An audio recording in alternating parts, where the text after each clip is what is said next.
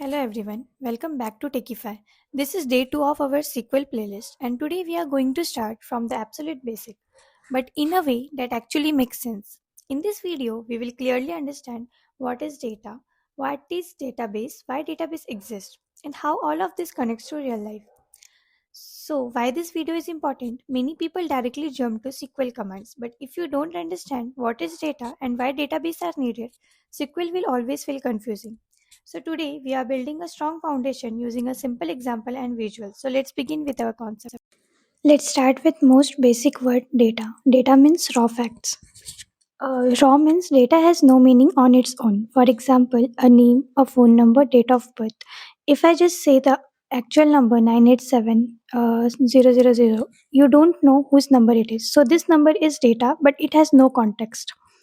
Data becomes meaningful only when we know what it belongs to. So the definition of data is it is nothing but raw facts, which describes attributes, properties of entity.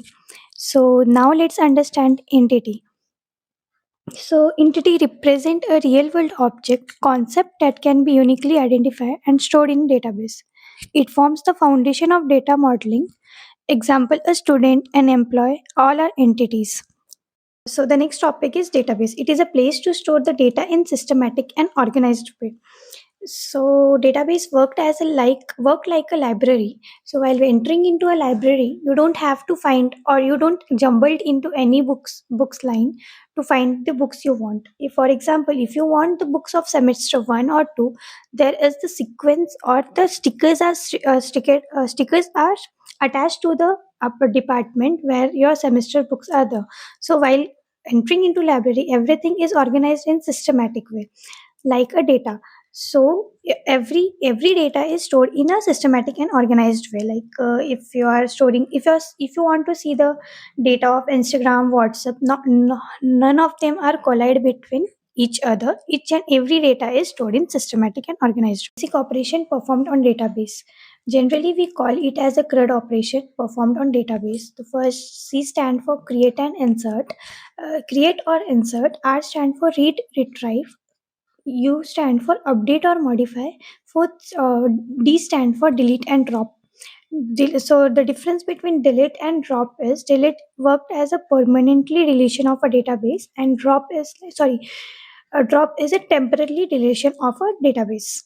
So the next topic is DBMS. The word itself says database manages management system. It is a software which is used to maintain and manage database. DBMS provides two major factor. First one is security. Second one authorization. And we use query language to communicate with database. It is a software that help us to create database, store data, update data, and secure data. We never directly talk to the database. We always talk through DBMS. Types of DBMS. There are four types of DBMS. First one is NDBMS, that is Network Database Managers System. Second one is OODBMS, that is Object Oriented Database Management System. Third one is HDBMS, Hierarchical Database Management System. And fourth one is RDBMS, that is Relational Database Management System. So from last from last 10 decades, we are using RDBMS, that is Relational Database Management System. So it is a type of DBMS software in which we store the data in the form of tables. We use SQL to communicate with RDBMS. RDBMS follows the concept of relational model. So now you will think, what is relational model? So it is a concept or theory designed by a data scientist named EF Cord, who says that we need to store data in the form of tables. So in RDBMS, each and everything is stored in the form of table. So the table is nothing but combination or cross section of rows as well as columns. The rows can also be called as records.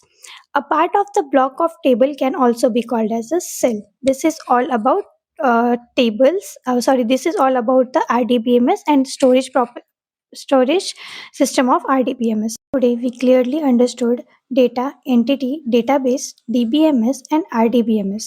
This foundation is very important. In day 3, we will start MySQL Workbench and do everything practically.